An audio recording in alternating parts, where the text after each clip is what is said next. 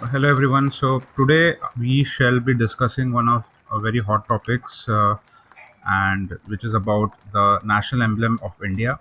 Okay, which was recently inaugurated by the Prime Minister Modi on top of the new Parliament building. So I have three of my close friends who are also part of the Vadakal Kalki Army: Lieutenant Prashant, Lieutenant Krish, and Captain Anish. And we will be discussing the truth about the national emblem of India. So, as commonly uh, told to everyone that the national emblem of India has four lions, uh, that's not true. Okay. Now, this is something Captain Ajit Wadakail has told very cleanly in his blog multiple times that this animal which you see in the national emblem is actually Yadi, which is visible in many scriptures, many temples, and many places in India. I have my friends who will give us more points on this. So, welcome Prashant, Krish, and Anish. Who would like to go first?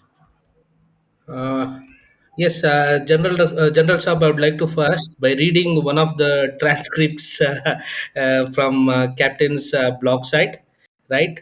So yes, I get a strong feeling that four lions, which we generally believe, I mean, with the general public believes, is not Yali. I mean, he's not lion. He's not a lion. It is in Yali because. The argument that this was excavated in 1915 doesn't match. We are talking about Ashoka died in the 38th year of his reign, so Piyadasi, who also died in the 38th year, is definitely Ashoka. That's what the transcript which was excavated belonged to Piyadasi, but Piyadasi died in his 38th year and Ashoka died in the 38th year. That I mean, it was correlated, and Piyadasi was made as Ashoka. So that's one background I would like to provide. That's it from my side. So when we observe the Yai or the national emblem, so it is actually the four directions, right? So there is an inscription which Captain has told that Yai is actually a mighty Vahana of Lakshmi and also the Bharat Mata. There's an inscription where it is actually a royal symbol of Mahabali's reign. So Mahabali's royal symbol, which describes the four Yais, which are twice the size of lions with non-retractable claws. That's the difference of identification between the eye and lion. And the faces are lifted, the four cardinal Vastu points, and they support jointly an inverted pyramid on their head, which is an Agnihotra urn. So the four directions are, represents Shraddha, sacrifice, courage, and honor dedicated to each of the direction.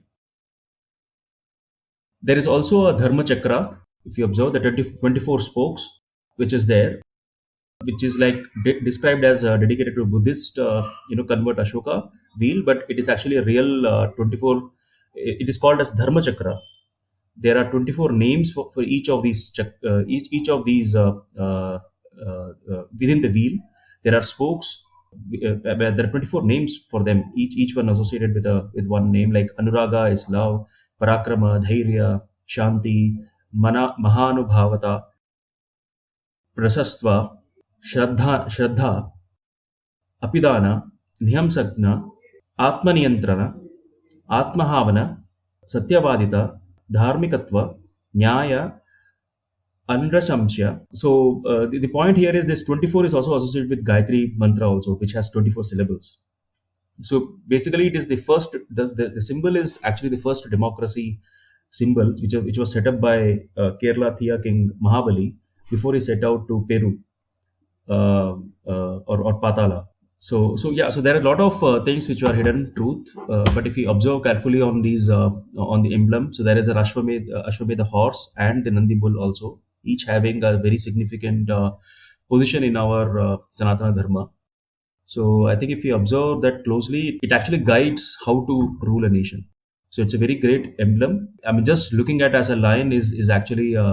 So we have to look at each piece of the symbol. to understand better about why it is an emblem. What I have understood is, what Captain Ajit Wadakal has very nicely pointed out is that national emblem is actually coming from the symbol of Vastu, and it is from the Calicut king. When you have Yadi facing four directions, I mean, why do you have it in four directions? That where it tells us that it is not plainly an animal symbol. It is something more than that. Okay, it's a Yadi and it faces four directions, so it's a Vastu symbol, and it's much older because Yadi is much older. You see Yadi in all temples, all kinds of places you go, historical places in India. Yadi does exist. It did exist in our olden days, and there's no other reason to not to believe that this is actually Yadi. Anish, anything from your side? Yes, thank you, General Sab.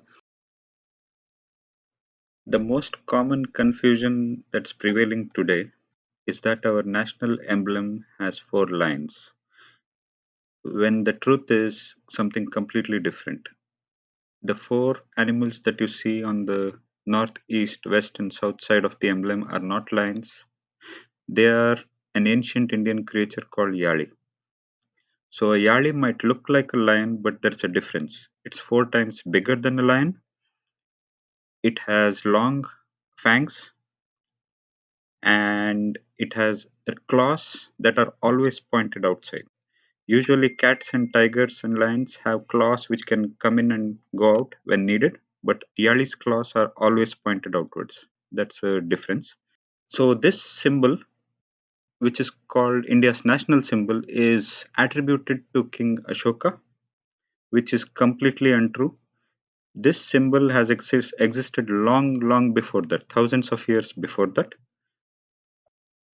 This symbol was Kerala King Mahabali's Vastu certification symbol to point out the four cardinal directions. And if we are looking at gods, this symbol, this Yali, is also the Vahana of Mahalakshmi, Durga, and other goddesses. And it's abundantly found in temples in South India and in all sorts of historic places.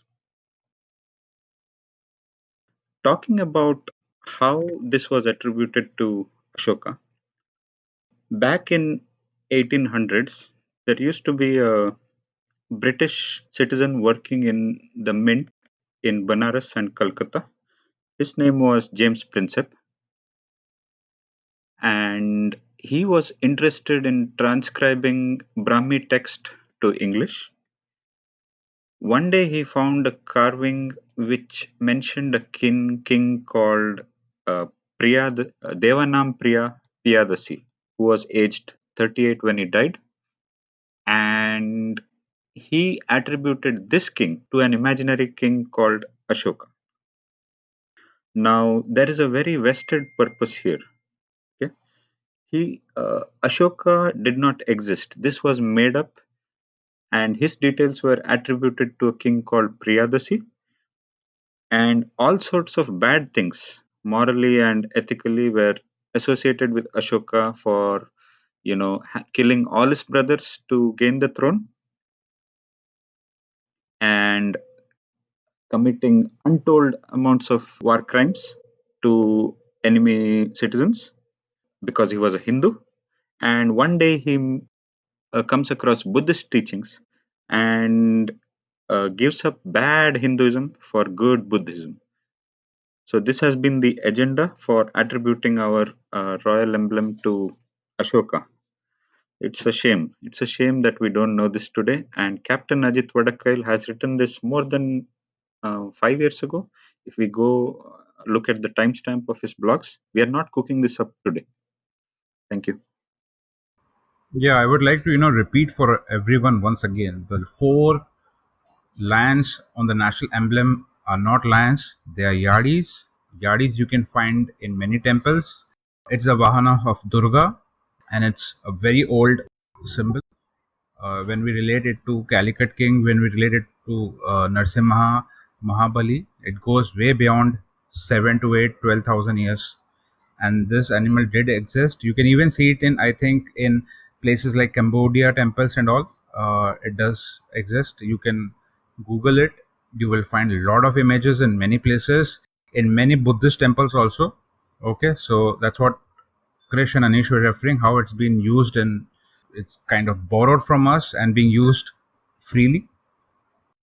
Yes, I mean it is. These. I mean the animals on our national emblem are certainly not the lions and yali, and in fact, yali is as old as the Narasimha Avtara, the half lion of man god Narasimha Swami. Lion head portion is in fact a yali rather than the much what you call popular lion face. It is in fact a yali. So it is I mean more than centuries old creature, which is well portrayed in our Puranas and all. Apart from Durga Devi, I mean, even Mahalakshmi's Vahana is Yali. So that's from my side. Okay. So one thing I would like to, point again is why the controversy happened. I was also amazed that, when the inauguration happened on the Parliament building, uh, why was there was controversy from the other parties, and what was this all about? And I think, and they're not telling us the truth, but actually they fear, because Yadi having non-retractable claws and the teeth kind of it has, you cannot show Yadi in mouth closed. Okay, a lion can close its mouth, right? And when they show this roaring Yadi on the top of Parliament, probably the deep state realized that this could trigger a possibility that people might think it's a yadi, because yadi is visible in many temples, especially in South India. I would probably hope that South Indians make more hue and cry about telling that this national anthem is actually a yadi. Whenever I go to marriage halls, I go to any random building which is little bit historically designed, there will be a yadi, and they will say, "Ah, this is a yadi," but no thought that where it came from, why is it not being used, no attempt to know about the reality, the truth. When we have seen what Captain Zetwadical has written, when we have ourselves understood, that is where we think we should raise this, and we should open up on this topic more than ever before.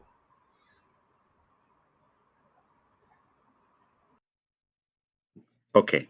So the recent development of showing roaring lions instead of silent lions on our emblem is a great development. Even though it's not being credited for what it really is, it's still a great commendable effort by the Indian government to showcase the fire and energy that our countrymen have.